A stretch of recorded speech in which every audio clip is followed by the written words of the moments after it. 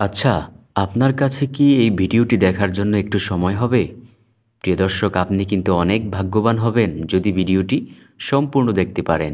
কারণ এই ভিডিওতে এমন 20টি আমলের কথা বলবো যে আমলগুলো যদি দৈনন্দিন জীবনে করতে পারেন, ইনশাআল্লাহ মৃত্যুর পর হাসতে হাসতে জান্নাতে চলে যেতে পারবেন। আপনার কি মনে চায় না যে জান্নাতে যেতে, যে আল্লাহ তাআলা আপনার উপর খুশি হয় এমন কিছু আমল করতে? তো আজকের সম্পূর্ণ ভিডিওটি দেখুন। এইখান থেকে পরিপূর্ণভাবে আমলগুলো শিখে পরবর্তীতে করুন। ইনশাআল্লাহ মৃত্যুর পর আল্লাহ রাব্বুল আলামিন আপনাকে অবশ্যই, যদি আল্লাহ চায়, ইনশাআল্লাহ জান্নাত দান করে দেবেন ইনশাআল্লাহ। তো চলুন প্রিয় দর্শক, একে একে প্রত্যেকটি আমলের সাথে আপনাদেরকে পরিচয় করিয়ে দেই। 1 নাম্বার আমল হলো মানুষের প্রয়োজন পূরণ করা। যে ব্যক্তি তার মুসলমান ভাইয়ের প্রয়োজন পূরণ করে, আল্লাহ তার প্রয়োজন পূর্ণ করে দেন। যে ব্যক্তি তার মুসলমান ভাইয়ের কোনো অসুবিধা বিপদ দূর করে দেয়, আল্লাহ এর বিনিময়ে কিয়ামতের দিন তার কষ্ট ও বিপদের অংশ বিশেষ দূর করে দিবেন। সুবহানাল্লাহ। নবীজি সাল্লাল্লাহু আলাইহি ওয়াসাল্লাম বলেন, যে ব্যক্তি তার মুসলমান ভাইয়ের প্রয়োজন পূরণ করে, আল্লাহ তার প্রয়োজন পূর্ণ করে দেন। সুবহানাল্লাহ। 2 নাম্বার আমল জিকির করা। সুবহানাল্লাহি ওয়ালহামদুলিল্লাহি ওয়ালা ইলাহা ইল্লাল্লাহু আল্লাহু আকবার। এই কালিমাগুলো বলা সূর্য যে সমস্ত জিনিসের উপর উদিত হয় সেই সমুদয় জিনিসের অপেক্ষা অধিকতর প্রিয়। মুসলিম শরীফের হাদিস। সুবহানাল্লাহ। প্রিয় দর্শক, এতটাই দামি একটি কালিমা হলো সুবহানাল্লাহি ওয়ালহামদুলিল্লাহি ওয়ালা ইলাহা ইল্লাল্লাহু আল্লাহু আকবার। এই বাক্যগুলো এতটাই দামি। 3 নাম্বার আমল, নবীজি সাল্লাল্লাহু আলাইহি ওয়াসাল্লাম বলেন, যে ব্যক্তি ফরজ সালাত জামাতে পড়ার জন্য হেঁটে যায় সেই ব্যক্তি একটি হজের সমান সওয়াব পায়। আর যে ব্যক্তি নফল সালাত পড়ার জন্য হেঁটে যায় তার সওয়াব নফল উমরার সমান হয়। সহিহ আল জামে শরীফের হাদিস। 4 নাম্বার আমল, নবীজি সাল্লাল্লাহু আলাইহি ওয়াসাল্লাম বলে, যে ব্যক্তি ফজরের সালাত জামাতের সাথে পড়ে তারপর সূর্য ওঠার আগ পর্যন্ত আল্লাহর জিকির করে সূর্য উঠলে 2 রাকাত সালাত পড়ে সে যেন হজ এবং উমরার সওয়াব পূর্ণ করল। সুবহানাল্লাহ। সাহাবীরা বললেন, হে আল্লাহর রাসূল, ধনীরা তো আখিরাতে বেশি পুরস্কার পাবে, তারা হজ আদায় করে, আমরা তো পারি না, তারা জিহাদ করে, আমরা পারি না। মুহাম্মদ সাল্লাল্লাহু আলাইহি ওয়াসাল্লাম বললেন, আমি কি তোমাদের এরকম কিছুর কথা বলবো না? যদি তোমরা এটি শক্ত করে ধরে রাখো তাহলে তোমরা তাদের মতো সওয়াব অর্জন করতে পারবে। তা হলো প্রত্যেক সালাতের পর আল্লাহু আকবার 34 বার, সুবহানাল্লাহ 33 বার, আলহামদুলিল্লাহ 33 বার বলা। সুবহানাল্লাহ, আল্লাহু আকবার। 5 নাম্বার আমল, যখন কেউ তার ভাইয়ের জন্য দোয়া করে তখন ফেরেশতারা বলেন, আমিন, তোমার জন্যও তা। অর্থাৎ সেই দোয়া ফেরেশতারাও তার জন্য করে। সুবহানাল্লাহ। প্রিয় দর্শক, আমরা যদি আমাদের কোনো দ্বীনী ভাইয়ের জন্য, মুসলমান ভাইয়ের জন্য দোয়া করি, ফেরেশতারাও আমাদের জন্য দোয়া করে। সহিহ আল জামে শরীফের হাদিস। 6 নাম্বার আমল, আবু হুরায়রা রাদিয়াল্লাহু তাআলা আনহু থেকে বর্ণিত, তিনি বলেন, রাসূল সাল্লাল্লাহু আলাইহি ওয়াসাল্লাম ইরশাদ করেন, 2টি বাক্য এমন রয়েছে যা বলা সহজ, আমলের পাল্লায় অনেক ভারী আর আল্লাহর কাছে অধিক পছন্দনীয়। সেটি হলো সুবহানাল্লাহি ওয়া বিহামদিহি সুবহানাল্লাহিল আযীম। বুখারী শরীফের হাদিস।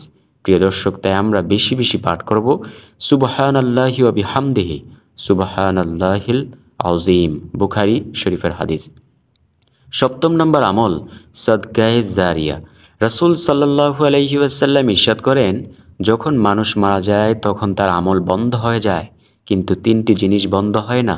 1, সদকায়ে জারিয়া, ওই ইলম যা দ্বারা মানুষ উপকৃত হয়, সুসন্তানের দ্বারা, যে তার মৃত বাবার জন্য দোয়া করে। এই 3টি জিনিস কখনোই সওয়াব বন্ধ হয় না, শুধু সওয়াব চলতেই থাকে। যেমন আপনি একজন বাচ্চা রেখে গেলেন, যে ব্যক্তি আপনার জন্য দোয়া করবে সেই দোয়া আপনার কবরে পৌঁছাবে। দুনিয়ায় থাকতে আপনি মানুষের কোনো উপকার করলেন, একটি ব্রিজ নির্মাণ করলেন, যতদিন পর্যন্ত মানুষ চলাচল করবে আল্লাহ রাব্বুল আলামিন ততদিন পর্যন্ত আপনার আমলনামায় সওয়াব উঠাইতেই থাকবে। সুবহানাল্লাহ, আল্লাহু আকবার। 8 নাম্বার আমল, সূরা ইখলাসের ফজিলতের আমল। রাসূল সাল্লাল্লাহু আলাইহি ওয়াসাল্লাম ইরশাদ করেন, তোমরা কি কেউ প্রতি রাতে কোরআন শরীফের 1/3 তিলাওয়াত করতে অক্ষম?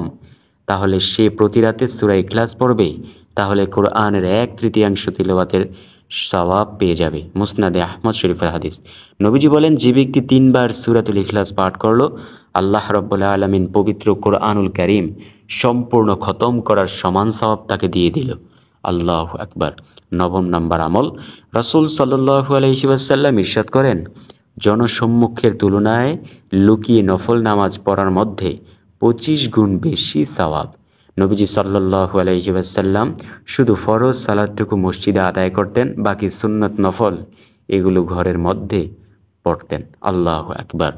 10 নম্বর আমল, রাসূল সাল্লাল্লাহু আলাইহি ওয়াসাল্লাম ইরশাদ করেন, কোনো মুসলিম ভাইয়ের প্রয়োজনে কিছুক্ষণ সময় দেওয়া আমার কাছে 1 মাস মসজিদে এতেকাফ করার চেয়েও বেশি পছন্দনীয়। সুবহানাল্লাহ।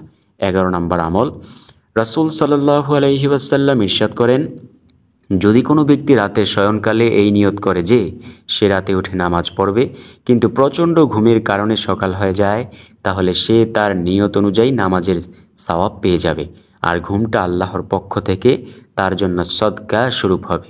নাসাই শরীফের হাদিস। 12 নম্বর আমল, রাসূল সাল্লাল্লাহু আলাইহি ওয়াসাল্লাম ইরশাদ করেন, যে ব্যক্তি কোনো মুসলমান ভাইয়ের রোগের খোঁজ খবর নেয়, আল্লাহর 70,000 ফেরেশতাকে তার মাগফিরাতের দোয়ায় নিযুক্ত করে দেন। সে দিনের যে সময় তা করবে, ফেরেশতারা সন্ধ্যা পর্যন্ত তার জন্য শুধু দোয়া করবে। আর রাতের যে সময় তার মুসলমান ভাইকে দেখতে যাবে অসুস্থ, ফেরেশতারা ফজর পর্যন্ত তার জন্য দোয়া করবে। মুসনাদে আহমদ শরীফের হাদিস। 13 নম্বর আমল, ওমর ইবনে খাত্তাব রাদিয়াল্লাহু তাআলা আনহু থেকে বর্ণিত, তিনি বলেন, আমি নবী করিম সাল্লাল্লাহু আলাইহি ওয়াসাল্লামকে বলতে শুনেছি, নিশ্চয়ই সব আমল নিয়তের উপর নির্ভরশীল, আর প্রত্যেক ব্যক্তি তাই পাবে যার নিয়ত সে করবে। অতএব যে ব্যক্তি আল্লাহ ও তার রাসূল সাল্লাল্লাহু আলাইহি ওয়াসাল্লামের উদ্দেশ্যে হিজরত করবে, তার হিজরত আল্লাহ ও তার রাসূলের জন্যই হবে। আর যে দুনিয়া লাভের জন্য কিংবা কোনো নারীকে বিয়ের উদ্দেশ্যে হিজরত করবে, তার হিজরত উক্ত বিষয়ের জন্যই হবে যার জন্য সে হিজরত করেছিল। সহিহ বুখারী শরীফের হাদিস। 14 নম্বর আমল, রাসূল সাল্লাল্লাহু আলাইহি ওয়াসাল্লাম বলেছেন, 3 ব্যক্তির সাথে রোজ কিয়ামতে আল্লাহ পাক কথা বলবেন না, তাদের দিকে দৃষ্টিপাতও করবেন না, তাদেরকে পবিত্র করবেন না, আর তাদের জন্য রয়েছে ভীষণ আযাব। রাওয়ায়াতকারী বলেন, তিনি এই আয়াতটি 3 বার পড়লেন। আবু যর গিফারী রাদিয়াল্লাহু তাআলা আনহু বললেন, ইয়া রাসূলুল্লাহ সাল্লাল্লাহু আলাইহি ওয়াসাল্লাম, তারা কারা? তিনি বলেন, তারা হলো যে ব্যক্তি টাকনুর নিচে কাপড় ঝুলিয়ে পড়ে, যে ব্যক্তি দান করে খোঁটা দেয়, আর যে ব্যক্তি মিথ্যা শপথ করে মাল বিক্রি করে। মুসলিম শরীফের হাদিস। 15 নম্বর আমল, নবী করিম সাল্লাল্লাহু আলাইহি ওয়াসাল্লাম বলেন, কোনো সৎ কাজকে কখনো তুচ্ছ জ্ঞান করবে না, যদিও তা হয় তোমার ভাইয়ের সঙ্গে হাসি মুখে সাক্ষাৎ। সহিহ মুসলিম শরীফের হাদিস। 16 নম্বর আমল, আন নওয়াজ বিন সামাআন রাদিয়াল্লাহু তাআলা আনহু থেকে বর্ণিত হয়েছে, তিনি বলেন, নবী সাল্লাল্লাহু আলাইহি ওয়াসাল্লাম বলেছেন, উত্তম চরিত্র হচ্ছে নেকি, আর গুনাহ তাকে বলে যা তোমার মনকে সংশয়ের মধ্যে ফেলে, এবং তা লোকে জানুক তা তুমি অপছন্দ করো। মুসলিম শরীফের হাদিস। 17 নম্বর আমল, রাসূল সাল্লাল্লাহু আলাইহি ওয়াসাল্লাম বলেন, তোমরা 2 ঠোঁটের মধ্যবর্তী জিনিসকে হেফাজত করো এবং 2 রানের মধ্যবর্তী জিনিসকে হেফাজত করো, আমি নবী তোমাদের জন্য জান্নাতের জিম্মাদারি গ্রহণ করব। আল্লাহু আকবার।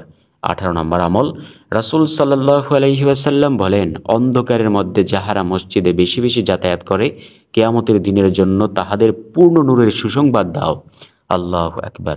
19 নম্বর আমল হলো বেশি বেশি সাইয়্যিদুল ইস্তিগফার পাঠ করা, কারণ নবীজি বলেন, যে ব্যক্তি একবার সাইয়্যিদুল ইস্তিগফার পাঠ করে, যে ব্যক্তি সকালে পড়ে, সন্ধ্যা হওয়ার আগেই যদি মারা যায় তাহলে সে জান্নাতি হবে, আবার যদি সন্ধ্যায় পড়ে, ফজর হওয়ার আগেই যদি মারা যায় তাহলে সে জান্নাতি হবে। আর সর্বশেষ নাম্বার আমল, আবু যর জুনদুব বিন জুনাদা এবং আবু আব্দুর রহমান মুআজ বিন জাবাল রাদিয়াল্লাহু তাআলা আনহু থেকে বর্ণিত, রাসূল সাল্লাল্লাহু আলাইহি ওয়াসাল্লাম বলেছেন, তুমি যেখানে যে অবস্থায় থাকো না কেন, আল্লাহকে ভয় করো, প্রত্যেক মন্দ কাজের পর ভালো কাজ করো যা তাকে মুছে দেবে, আর মানুষের সঙ্গে ভালো ব্যবহার করো। তিরমিজি শরীফের হাদিস। আল্লাহ রাব্বুল আলামিন এই 20টি আমল আমাদেরকে সুন্দর